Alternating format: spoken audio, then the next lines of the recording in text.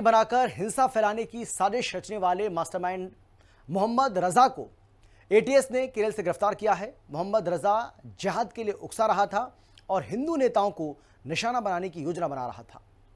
वहीं UP ATS को Mujahideen army के मोहम्मद रजा की काली डायरी भी बरामद हुई है, जिसमें ज्यादातर कोड वर्ड लिखे हुए हैं।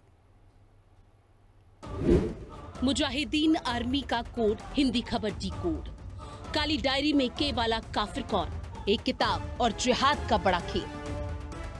लखनऊ में मुजाहिदीन आर्मी बनाकर हिंसा फैलाने की साजिश रचने वाले मास्टरमाइंड मोहम्मद रजा को एटीएस ने केरल से गिरफ्तार किया था।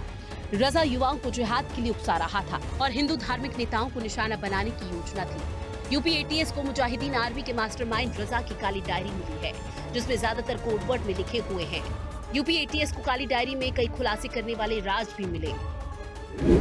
क्या है काली डायरी का माजरा?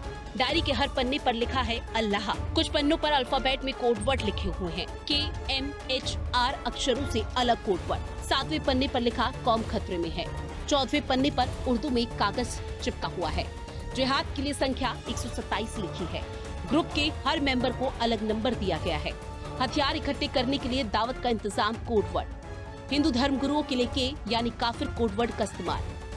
मुजाहिदीन आर्मी के निशाने पर धर्मगुरु थे, उसके लिए बकायदा कोडवर्ड बनाया गया था। अब जरा उदाहरण से समझिए। मुजाहिदीन आर्मी का कोड, के यानी कि काशी से ताल्लुक रखने वाले हिंदू धर्मगुरु, के में रहने वाले काफिर, मथुरा से ताल्लुक रखने वाले हिंदू धर्मगुरु एम से, एम में रहने वाले काफिर, हरिद्वार से ताल्लुक रखने वाले हिंदू धर्मगुरु एच से, ऋषिकेश से ताल्लुक रखने वाले धर्मगुरु आर से। इसी तरह से अलग अलग शहरों के नाम और हिंदू धर्मगुरुओं का कोडवर्ड लिखा गया था।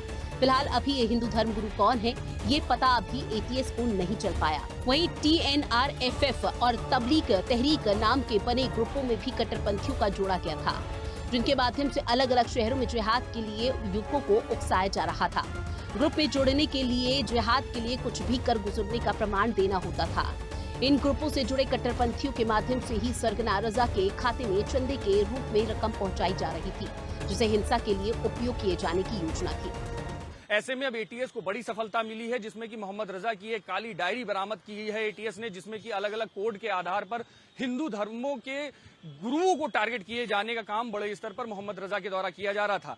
काशी की अगर बात की जाए तो उसके लिए कोड का प्रयोग के किया जा रहा था, मथुरा के लिए एम का प्रयोग किया जा रहा था, हरिद्वार के धर्म गुरुओं के लिए, हिंदू धर्म गुरुओं के लिए एच का प्रयोग किया जा रहा था।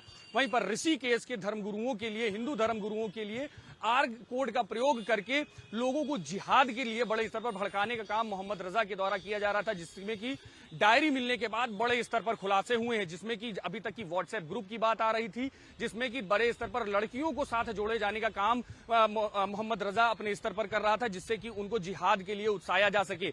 वहीं पर इसी के साथ अब बड़े स्तर पर काली डायरी मिलने के बाद बड़े खुलासे हो रहे हैं, जिसमें यह भी बताया जा रहा है कि कोड के आधार पर हथियार इकट्ठे करने को दावत और हथियार चलाए जाने के लिए और अलग अलग जगह से जब फंडिंग आती थी तो उस पे रोशनी आने के कोड को प्रयोग किया जाता था, जिससे कि लोगों को बड़े स्तर पर इकट्ठा किया जा सके। पाकिस्तानी संगठनों से जुड़कर आतंकी गतिविधियों को बढ़ावा देने के इरादे से रजा अपने नेटवर्क को बढ़ाने में लगा था। आरोपियों के मोबाइल से कई पाकिस्तानी नंबर भी मिले हैं, जिन्हें लेकर भी छानबीन की जा रही है। हिंदू धार्मिक नेताओं को निशाना बनाने के लिए कुछ युवकों को खास प्रशिक्षण दिलाए जाने की बात भी सामने आई। Bureau report Hindi.